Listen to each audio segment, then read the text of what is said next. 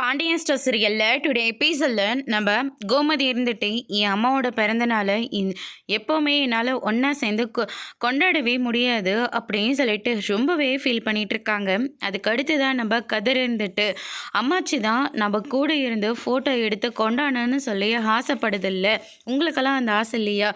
அதெல்லாம் கொல்ல ஆசை எனக்கு இருக்குடா. ஆனால் என் அண்ணனுங்க இருக்காங்கல்ல, கண்டிப்பாக அந்த மாதிரி எதுவுமே நடக்க விடவே மாட்டாங்க அப்படின்னு சொல்லிட்டு நம்ம கோமதி வந்து சொல்லிடுறாங்க.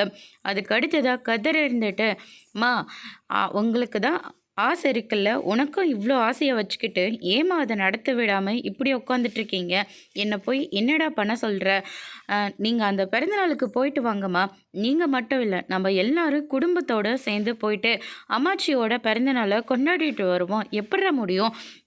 அம்மாச்சியோட பிறந்தநாள் எங்கே கொண்டாடுறாங்க? கோயிலில் தானே கொண்டாடுறாங்க. அதனால் நம்ம எல்லாரும் குடும்பத்தோட கோயிலுக்கு போகலாம். அங்கே போயிட்டு நம்ம அம்மாச்சியோட பிறந்தநாளை நம்ம கொண்டாடலாம். கோயில் வந்து பொது கோயில், யாருனாலையும் வரலாம், யாருனாலையும் போகலாம். அதை யாராலையும் நீ ஏன் வந்தன்னு கேட்க முடியாது, நீங்கள் ஏன் போகிறீங்கன்னு யாராலையும் கேட்க முடியாது. அதனால் நம்ம குடும்பத்தோட கோயிலுக்கு போகலாம். அப்பத்தா கிட்ட ஒரு பிறந்தநாள் வாழ்த்துக்கள் சொல்லிட்டு முடிஞ்ச ஒரு ஆசீர்வாதமும் வாங்கிட்டு வரலாம் அப்படின்னு சொல்லிட்டு கதிர் வந்து சொல்லிட்டு போயிடுறாங்க. அம்மா, நீ எல்லாத்தையும் என்ன நம்பிட்டு இருக்காத, அப்பா கிட்டேயும் ஒரு வார்த்தை காதில் போட்டு வையே அப்படின்ற மாதிரி வந்து சொல்லிட்டு போயிடுறாங்க. இவன் என்னடா இன்னும் என் மண்டியை குழப்பிட்டு போகிறான் அப்படின்னு சொல்லிட்டு இந்த பக்கம் நம்ம கோமதி வந்து புலம்பிட்டு இருக்காங்க. அதை தாங்கிக்க முடியாமல் நம்ம சுகன்யா இருந்துட்டு அத்தையோட பிறந்தநாள் ஒரு பூகம்பமே வெடிக்கும் போல இருக்கே, அதனால் நம்ம இப்படி விடக்கூடாது, நேராக போய் சொல்லிட வேண்டியதுதான் அப்படின்னு சொல்லிட்டு அங்கே மாறியும் நம்ம வடிவம் வந்து வேலை செஞ்சிட்ருக்காங்க. அப்போ சுகன்யா போயிட்டு எல்லாரையும் வந்து கூப்பிட்றாங்க. தலை போகிற விஷயம், அத்தை எது விரும்புகிறாங்களோ, நீங்கள் எது வேண்டான்னு சொல்கிறீங்களோ அது ரெண்டுமே இப்போ நடக்க போகுது அப்படின்ற மாதிரி வந்து சொல்லிடுறாங்க. என்னம்மா சொல்கிற, எதுவாக இருந்தாலையும் புரியும்படி சொல்லு அப்படின்னு சொல்லிட்டு நம்ம சக்திவேல் வந்து கேட்கவும் கதிர் வந்து அப்பத்தாவோட பிறந்தநாளுக்கு போகிறத பற்றி சொன்ன விஷயத்த வந்து சொல்லிடுறாங்க. அந்த புள்ள பூச்சிக்கு அவ்வளோ தைரியம் வந்துருச்சா? எவ்வளோ தைரியம் இருந்திருந்தா நாங்கள் நடத்துகிற விசேஷத்துக்கு அவங்க குடும்பத்தோட வருவன்னு சொல்லியிருப்பாங்க. வரட்டும், வந்தால் எல்லாரையும் கண்டந்துண்டம்ப வெட்டி போட்டுறேன் அப்படின்னு சொல்லிட்டு நம்ம சக்திவேல் வந்து சொல்லிடுறாங்க. ஒரு உடனே அம்மாச்சி இருந்துட்டு, இத்தனை வருஷம் கழிச்சு என் பொண்ணு என் பிறந்தநாளுக்கு வரேன்னு சொல்லிட்டு இருக்கா, அவங்கள போய் வெட்டுவான் குத்துவான்னு வந்து சொல்கிறீங்க. முடிஞ்சா என் ஆசைப்படி நடத்துறதா இந்த பிறந்தநாளை நடத்துங்க, இல்லாட்டி எனக்கு இப்படி ஒரு பிறந்தநாளே தேவையில்ல, கொலையோடலாம் என் பிறந்தநாள் நடக்க தேவையில்ல அப்படின்னு சொல்லிட்டு அம்மாச்சி வந்து ஸ்ட்ரிக்டாக வந்து சொல்லிட்டு போயிடுறாங்க.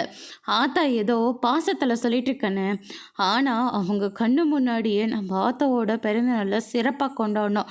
அந்த வீட்டில் இருந்து ஒரு கூட நம்ம அந்த பக்கம் எட்டி பார்க்கக்கூடாது அப்படின்ற மாதிரி வந்து சக்திவேல் வந்து சொல்லிடுறாங்க. யார் யாருக்கு பிறந்தநாளுக்கு வர சொல்லணுமோ அவங்க எல்லாருக்கும் இன்ஃபார்ம் பண்ணிகிட்ருக்காங்க. இந்த பக்கம் வந்து பார்த்திங்கன்னா நம்ம மீனா இருந்துட்டு ஆஃபீஸ் முடிஞ்சு வெளியில் வெயிட் பண்ணிகிட்ருக்காங்க. செந்தில் ரொம்பவே லேட்டாக தான் வராங்க. டிராஃபிக் ஆகிடுச்சு, அதனால் லேட் ஆகிடுச்சு, வா போகலாம் அப்படின்னு சொல்லிட்டு ஆட்டோவில் வந்து கூட்டிக்கிட்டு போகிறாங்க. அங்கே போய் பார்த்தா டைனிங் டேபிள், சேரு, அதுக்கு அடுத்ததாக சோஃபா சீட்டு, டிவி, கபோர்டுன்னு சொல்லிட்டு எல்லாமே இருக்குது. எல்லாம் அப்படியே குப்பை மாதிரி போட்டு வச்சுருக்காங்க. மீனா அதெல்லாம் பார்த்தோன்னா பயங்கரமாக ஷாக் ஆகுறாங்க.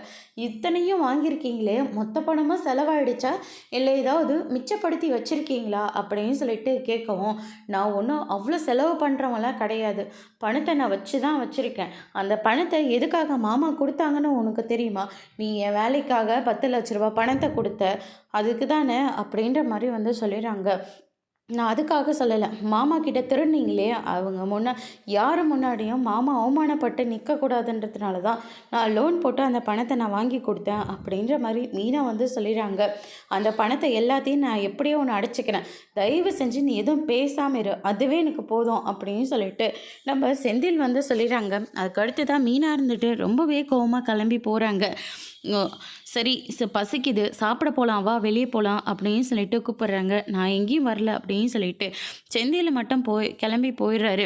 மீனா அதுக்கப்புறம் ரொம்பவே ஃபீல் பண்ணிவிட்டு உட்காந்துட்ருக்காங்க. கோமதி ஃபோன் பண்ணுறேன், என்னம்மா சாப்பிட்டியா அப்படின்னு சொல்லிட்டு கேட்குறாங்க. இன்னும் இல்லாத, இப்போ தான் உங்கள் பிள்ளை வாங்கிட்டு வரதுக்காக போயிருக்காங்க. ஏன் வீட்டில் சமைக்கலையா? வேலைக்கு போயிட்டு வீட்டில் வந்து சமைக்கிறதுக்கு ரொம்ப கஷ்டமாக வேற இருக்கும், இன்னும் எதுவும் ஒதுக்க கூட வச்சுருக்க மாட்டீங்க, அதனால தானே அப்படின்ற மாதிரி சொல்கிறாங்க. நாளைக்கு ஒரு வேலை பண்ண, ஆஃபீஸை முடிச்சுட்டு இப்படி வா நான் எல்லாத்தையும் சமைச்சு வைக்கிறேன். நீ வீட்டுக்கும் எடுத்துகிட்டு போ அப்படின்ற மாதிரி சொல்கிறாங்க. இல்லை அத்தை, இன்னும் எத்தனை நாளைக்கு தான் நீங்கள் அப்படி பண்ண போகிறீங்க, நானே பார்த்துக்கிறேன் அப்படின்னு சொல்லிட்டு மீனா வந்து சொல்லிடுறாங்க. அத்தை, ஐ மிஸ் யூ அத்தை அப்படின்னு சொல்லிட்டு மீனா வந்து ரொம்பவே ஃபீல் பண்ணிட்டு இருக்காங்க. இந்த பக்கம் கோமதியும் ஃபீல் பண்ணுறாங்க. அதோட இன்னைக்கான எபிசோட் முடிச்சிருக்காங்க. இனி பாண்டியன் ஸ்டோரில் அடுத்தடுத்து என்னெல்லாம் நடக்க போகுதுன்றதை வெயிட் பண்ணி பார்க்கலாம். தேங்க்யூ.